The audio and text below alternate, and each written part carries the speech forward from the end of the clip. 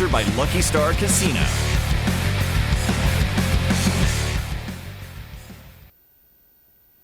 Welcome to another edition of the End Zone along with TJ Eckert. I am Colby Daniels. TJ, we are halfway through one of the best 4-day stretches in all of sports. And if you want to break it down even further, we're wrapping up arguably the 2 best days in all of sports, which is the first round of the NCAA tournament, and it's been a lot of fun. It's been good, and I don't know, we were comparing our brackets earlier.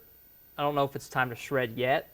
We're not there quite. I think most of our teams are still left, but like I'm getting beat by everybody at Channel 8, like that, and my family's beating me too. So it's early. We got plenty of time. Not going to panic, but just goes to show that maybe anybody can do our job. I don't know if that's the case or not. I definitely am guilty of going too heavy on the upsets in the first round, and my office pool standings have me near the bottom, so that's probably my issue. Yeah. And I'm guilty of maybe going too chalk at the end because I had all 4 number ones making the Final Four, just like Jay Billis did, who got absolutely roasted on social media this week for doing that. He did, and we talked about this a little before we started. I felt like there was a pretty clear separation between top 4, maybe even the top 6 teams in the country compared to the rest of the field. And I don't like doing the chalky thing either, but as you sit back and you look, it's like, man, I just don't know if this team can get right. Like, who's going to beat Auburn? Right. Who's going to beat Duke if Cooper flags? So I did not like picking all 4 number 1 seeds, but I couldn't find a way to squeeze one in there just for the sake of doing it. Like, I was like, am I really going to ruin a bracket just to say, well, I don't want all 4 number 1 seeds. I couldn't do it, so I kept them all in there. I don't like Duke. I don't want to see Duke win any games in this tournament, but I'm not going to have them losing in the first or second round just because I don't like them. So the goal in filling out a bracket, I guess, is to pick who you actually think is going to win as opposed to who you want to win. So, I think there's a pretty big separation, at least in my mind, from the top elite teams in the country, which I'm with you. I think there are 6. I think it's the 4 number 1 seeds and then Tennessee and Alabama, who were 2 seeds. I kind of felt like we're in that same group. And to me, this was just a year where there was major separation from the top. I know a lot of people were debating on social media, at least day 1. Is this the worst day 1 we've had ever? And, in terms of like dramatic games, we kind of lacked in them. Right. Drake, I thought, handled Missouri. That was an upset. And and then McNeese handled Clemson, which was also a seed line upset. So, like, those still happened, but they weren't the ones where, like, a guy's hitting a half-court shot at the buzzer. We didn't really have any of that. And so I don't know if you fall in line with that. Like, this is a terrible day of basketball. I enjoyed it still, but it was a fairly chalky day. It wasn't as competitive, like edge-of-your-seat thrillers as maybe you normally get. I'm glad we had a couple Cinderellas, right? That's part of the unique charm of the NCAA tournament, is to have a Cinderella that nobody's ever heard of, or maybe nobody knows where they're from, to make a run like that. For me, it's about buzzer beaters. Those, to me, are the best moments of the NCAA tournament. Somebody drops a shot, the horn sounds, and the whole place goes crazy. There's a dog pile. Like, that, to me, is peak March Madness. And we didn't get that on the first day, right? So I think that's probably where some of that criticism comes from. I think so. Was it the year that it was in Oklahoma City? The Northern Iowa had the buzzer beater with the half-court shot against Texas. Was that Ali Faroukmanesh? Faroukmanesh, maybe, yeah. And then I think maybe even the night before that, I think there was a buzzer beater the night before there as well. I can't remember the years are running together, but Bryce Drew's buzzer beater happened in Oklahoma City. Yeah, so it's like maybe just bring it back to the Paycom. That's right. If you want drama, bring it back to the Paycom or bring it to Oklahoma. I know the BOK Center hosted back about 5-6 years ago now, and Texas Tech went on a run out of Tulsa, and I think they made the national championship that year. So, bring it to Oklahoma. Maybe we can give you some drama there. I don't know. Are you a bracket above all else guy, or like will you let your personal rooting interest overtake your bracket rooting interest, or will you let just the sake of seeing a Cinderella win or seeing a buzzer beater overtake your bracket interest? So, like, in terms of filling out a bracket, I try my best to put all that aside and just fill out who I think is going to win. Right. Like, I may put some local teams to win a game. But as you're watching games play out. I would rather my bracket do well. But, like, if a 15 seed, so like St. Peter's when they won, like, it ruined everybody's bracket. So it's like, at this point, I might as well just root for them. Right. Or like UMBC when they beat Virginia. Like, that ruined a lot of people's brackets. Okay, great. Now let's root for them, right? So I think early on, I'm like, man, I want my bracket to be really good. But then if there's a really bad bracket buster, I'm like, okay, fine, I'm all in on them now. Why See, not? I'm the flip. Early rounds, I'm all for whatever I think will be the most fun. And later in the bracket is when I want to get them right, and I Sure. start rooting for what I have in my bracket. But in the early rounds, like earlier today, Baylor was playing Mississippi State. Mississippi State had a chance to shoot a 3 at the end. Yeah. I have Baylor winning the game, but I was hoping they would hit the 3. That makes sense. Just to give us some thrilling action. But later in the bracket, I definitely start going for my bracket as opposed to that way of thinking. Yeah. We did have a scare with Alabama earlier today. Yeah. Robert Morris really gave them everything Good they push. wanted. They had a lead late in the game. Do you know where Robert Morris is from? We were talking about this, and you wouldn't let me look it up, and I wasn't going to. It sounds like a Northeast school, and you confirmed that it was. My guess would be like Virginia. Is it in Virginia? Pennsylvania. Pennsylvania? Okay. Yeah. I had no idea. I'm good at mascots. We talked about that. I'm really good Okay. at mascots. They're the Colonials. I knew that. But their location, where's it at in Pennsylvania? Is it I Philadelphia? don't remember. Okay, yeah, I don't know. I just know it's in Pennsylvania. Yeah. How about High Point? North Carolina, right? That's right, Yeah, that's right. I don't know if I looked that one up or if I just kind of knew it. But yeah, High Point's What in North about Carolina. Lipscomb? I don't know that one. Georgia, are they in Atlanta? Tennessee. Okay. Close. Okay. But Tennessee. I always like to go through and look up where some of these fun. places are from because I had no idea before today. heard of And it. I've probably looked it up in the past, but it just didn't stick with like Yeah, it Lipscomb slides. from Tennessee. Right. But that's like one of my traditions. Yeah. I think with the NCAA tournament. All right, let's take a timeout. We got to talk Thunder basketball. They've clinched the West with 13 games to play. That's coming up next here on the End Zone.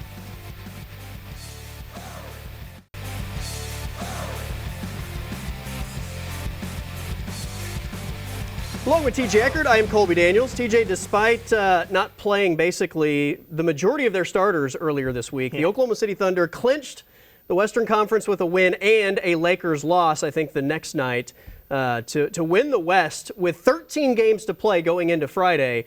So this is a Thunder team that really has it going, and you look at how well they play even when Shea and J-Dub, the two All-Stars aren't in the lineup, and how I think some of these role players show their talent when they're not relying on Shea and J-Dub to that degree. I mean, this is a team that I think just continues to wow us in different ways as the season goes on. Jalen Williams had his first triple-double a couple weeks ago, and it was like he was scraping to get there, right? Like they were trying to get him some boards, maybe an assist, and a terrific stat line for his triple-double against the Sixers earlier this week. So, yeah, to your point, the role players really stepping up when the main guys aren't out. I'll be curious to see if there's an investigation into the main guys sitting out like there was this last game. It's a couple weeks ago now, right, that they sat and then got investigated. But it's crazy, man. And the fact that they've clinched so early, I've kind of talked about it. What is there to play for at this point now, right? Like, is it to get to 60 wins? Is it to get to the franchise record, which when the Sonics were involved was, I think, 64, 63, somewhere in there? What else is there? I mean, are we just going to see these guys kind of get some rest until the playoffs begin? Like, I don't know. It's wild that we're even discussing that topic because they've just played so well. With 13 games to play. Exactly, this early in the regular season. You could literally just cash it in with 13 games to play if you wanted to, and you don't lose anything. Now, I don't know how much excitement there is within the organization about trying to set like the single season win total or break a record like that. I think those are sort of things that if they happen, great. Yes. They're more focused on winning the West, which they've done. There is a fine balance now, though, of I think not losing your momentum and allowing guys to rest, right? Yeah. Like you want to have everybody as close to 100% when the playoffs start as you can, but you also don't want to develop some rust and you don't want to lose some of the chemistry that this team has played with for basically the majority of the year. I think that the argument that Mark Daigneault can make specifically for SGA is he hasn't played a lot of fourth quarters already. Right. So it's like if you want to keep that consistent, you probably could because he hasn't gotten to play all four quarters in a good chunk of games already. So you could still get him reps, maybe play him for a half if you wanted to, and then let him rest. Same thing with some of the other key players. Chet would be one to monitor just because he's still coming off the injury and don't want to overwork him. But yeah, it's a luxury. We're acting like it's a problem to be having this discussion. It's a luxury to be discussing that as teams are really scraping and clawing for playoff seeding.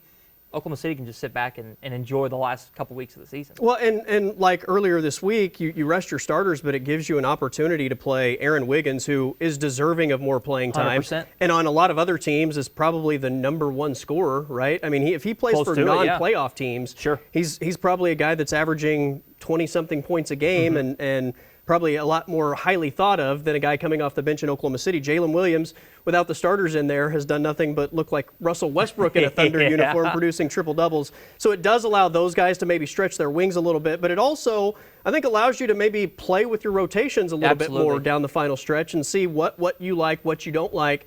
And Mark Daigneault has done that anyway this season, but it just gives him, I think, more flexibility. It does that, and maybe another conversation we can have another day, but what it's also doing, like a guy like Jalen Williams, a guy like Aaron Wiggins, maybe even Isaiah Joe to some extent, if you can't keep everybody. At some point, all these guys are going to need to get paid. So what it's doing in a weird way is it's upping their trade value. Creating value. Yeah, so that's right. It's not something we need to focus on right now because we're talking about them having a great roster and a push for an NBA Finals. But down the line, I mean, it's only setting up great for Sam Presti to be able to have those pieces to move around if he wants to. Maybe they can find a way to make them all work. I doubt it. So this is also just another element there that you can plug in. They've been so far ahead of everybody else in the West that I think generally when you hear the national media talking about the Thunder, it's more about Shea and the MVP than the actual Thunder because they've surpassed everybody in the West. There's still a pretty big argument going on between Shea and Jokic. I know that we, for a while, have been very firmly on the side of SGA. I know Jokic is doing great things. I would say the fact that Shea is the best player on a team that has completely dominated the West, and one thing that's overlooked is how good he is on defense. I know Jokic is doing ridiculous things offensively, not just with scoring, but rebounds and assists. Shea, I think, dwarfs Jokic's production in just the way that he defends on a team that has great defenders. It's an argument that is it the most valuable player, in essence, the most valuable player on that team, or is it just the best player on the best team? Similar to the argument for the Heisman, right? And so, like Jokic, you take Jokic off the Nuggets, I don't think they're anything, right? You take Shea off the Thunder, I think they're worse, obviously, but they still have the pieces to be a pretty good team. So, like, if that's your argument and you want to say that that's what the award means, then it probably goes to Jokic. I think we've talked about this too. Voter fatigue probably becoming a thing. It's absolutely a thing. We have Shea has never won one before. Jokic has what? Three? How many? Yeah, three. So maybe they're getting tired of him winning. I don't know. That LeBron doesn't have 7. Jordan doesn't have 8 for a reason, right? Voter fatigue is a real element, and I think that also contributes to why Shea's odds continue to go up. All right, we've got to take a timeout. It is Smash or Punt on the other side of the break. Along with TJ Eckert, I'm Colby Daniels. This is The End Zone.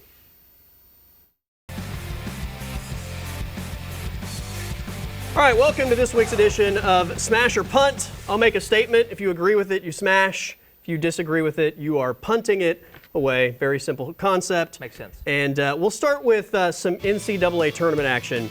I know a lot of people have gone chalk, as we discussed earlier in the show. So smash or punt, 3 number 1 seeds or more will make the Final Four. So 3 or more. 3 or more. Smash. Smash. Yeah, because we need our bracket to be good. So smash. Because I do think there is a clear separation between, you mentioned 6. I think it's very clear the top 4, the number 1 seeds have been the number 1 teams in the country all year long. So 3 of them feels pretty doable. 4 feels close to possible. So I'll smash that for sure. Give me the smash as well. I think the elite teams in college basketball this year are the elite teams. Yeah. And that means number 1 seeds are looking good, despite, we'll see. This opening weekend can provide some tricky stuff. I agree. All right, the SEC set a record, 14 teams into the NCAA tournament. Smash or punt, 2 SEC teams make the Final Four, which I think based on your first response would be another smash. Smash, yeah, so at Auburn and Florida, right? Yeah, so those would be the 2 I think. And then you said you deleted your bracket initially, but you had all 4 as SEC So I do initially. a first response, as soon as it's announced, I just, without thinking, look at matchups and write down matchups. And my initial had 4 SEC teams in the Final Four. I was like, I can't do that. That's not going to happen. But that's the way it went. And that's just because I think the SEC at the top has been really, really good. Yeah. So I smash, and you're smash. Yeah. Double smash. I think it's got to be on SEC teams in the Final Four. Yeah. All right, sticking with college basketball. Yep. Bill Self, coach of Kansas, they exit in the first round this year. First time in 17 years, I think? 16, 17 years? Yeah. Bill Self will not coach Kansas next year. Smash or punt? That's a good question. I'm gonna punt because I think he will coach. Okay, right? That's so right. Punt. Yeah. He will be back next year. ORU fired their head coach, and we asked the AD if they were going to hire Bill Self, and he said no. So Bill Self will not be at Oral Roberts. We know that. But I can't imagine him going anywhere else, other than maybe Oklahoma State, but he's not going to go there with Steve Butts there. So I'll punt. Well, some people say Kansas and Bill Self has maybe run out of time at making Kansas elite. They're 2 years removed from a national championship. Yes. Are the standards so high that you have one first-round exit and you forget about a national championship 2 years ago? Punt. Bill Self is absolutely back at Kansas, and I guess we'll be playing this clip if the opposite happens. All right, I know you love these Thunder questions. This 2025 edition of the Oklahoma City Thunder, I know we haven't seen what happens in the postseason yet, but this edition is the best team ever from OKC. So I have been reluctant to do this, right, with the comparisons with Russ and Shea and some of the other things. I will smash this one. Okay. There's a couple elements that go with that, though. The best, because they have a chance to be the best in terms of record. I think that's very possible, and they should do it. But in terms of just the team to watch and cover, has been more fun than any team I think that we've had here in Oklahoma City. And so for all of those reasons, I'll say smash, because it's not just a record thing. I think it's a personality thing. Yeah. This team loves playing together, too, and you see it every night. So smash. Double smash again. We've been on the same side all the way, and I'm with you. Not only are they the most fun, I think, to watch, stylistically they're the most fun. They're by far the best defensive team that OKC has ever had. Yeah. I think you have stars, you have more depth than the Thunder have ever had. The depth to me is one of the separators, I think, not only from all Thunder teams, but from the entire NBA right now. That's one reason why I think their championship ceiling is so high. Agreed. And yeah, I mean, you just have a mix of, I think, everything you would want to put them over the top. I know there was a Thunder team that made the finals. Yeah. That was a very young Russ. He wasn't superhero Russ yet. Kevin was Kevin, I think, by that point. James Harden, wasn't even a star yet. So I think this Thunder team is the best team from OKC ever. Hard to believe. All right, final smash or punt. So Scottie Scheffler's Masters dinner menu was announced this week. Appetizers, he has the Scottie-style sliders, which are French fries on a slider. Firecracker shrimp, he has meatballs and ravioli bites. Texas-style chili, the main course wood-fired cowboy ribeye or black and redfish. I mean, if you're going to pass up a ribeye. Yeah, who are you? The dessert, warm chocolate chip skillet cookie. Are you smashing or punting the Scottie Scheffler Masters menu? So it's a double smash. One, because the menu's great. Two, because the meatball or the ravioli bites. Yeah. So that's good, but I also think that's how he got injured to start the year, because he was in the kitchen making food. And I think that's how he cut himself. He was cutting a ravioli or meatball. I'll have to confirm that. So it's almost like a joke on himself that he put that on there. I like that, so I'll smash it there for sure. Give me the triple smash here. I'm smashing the appetizers. I'm smashing the main course. Very underrated dessert is the skillet chocolate chip cookie with some vanilla bean ice cream. Like a Pizookie at BJ's, Absolutely. Yeah, totally agree. I am all in on that. Very underrated dessert. This would be a 10 if it didn't have soy glazed Brussels sprouts. Yeah. One of the sides, I mean, you take the Brussels sprouts off the menu, it's a 10. It's like a 9.5. Just because of the Brussels sprouts, I'll drop it to a 9.5, but it's very close to perfection. It's a good job, Scottie. He's done it before, so he knows what to bring. All right, that is it for this edition of Smash or Punt. On the same side of all five, that's TJ Eckert, I'm Colby Daniels. We're back to wrap things up with the spring game next. All right, for the final time, along with TJ Eckert, I am Colby Daniels. I know it's March Madness. I know we're right around the corner from the NBA playoffs. We got to sneak in some football talk, though, here on the End Zone. I know most people are shifting away from a traditional spring game. Colorado and Deion Sanders are no different, but they're not getting away with the spring game. They want to actually evolve it right into a spring scrimmage and play against an opponent, which I think is a brilliant idea. They're currently trying to work out a deal with Syracuse, where they would practice together for a week and have a scrimmage at the end of this thing. Right. This is the future. Not only is it a money-making giant, which everybody's preaching about trying to get more money into college football, but it's an opportunity to play a game, see what you have, and make your fans happy. You're asking more from your fan base. Imagine an OU-OSU Bedlam spring game matchup. I think OU-UCO is a higher likelihood than OU. Probably. Hey, roll chills. But it makes a lot of sense on a lot of fronts. You mentioned the money. For kids, the players, it gives them something to kind of look forward to. The spring game is fun, but it's like, I'm tired of beating my head against the same guys over and over. Fall camp gets that way too. So I love it. I think it's a great idea. The hesitation from coaches is going to be injuries. We've talked about this before. But you can get injured in spring practice just going against each other. So it's like, I think going against another team, like mentally, may be more difficult because like you want to go harder and harder and like want to beat the guy because he's not on your team. But I also think physically you may take off a little bit because you don't want to hurt each other. And so I think there would be less injuries in this format. That's a guess, but I think it'd be good. I'm all for it. Yeah, I think there's just a competitive nature that you get out of playing somebody else that you're never going to be able to duplicate with playing against yourself or not having a spring game at all, which maybe just kind of squashes all of spring practice. No, but I like it I'm all in on it. I'm smashing spring games against an opponent as we wrap up this edition of The End Zone, and we are back next week.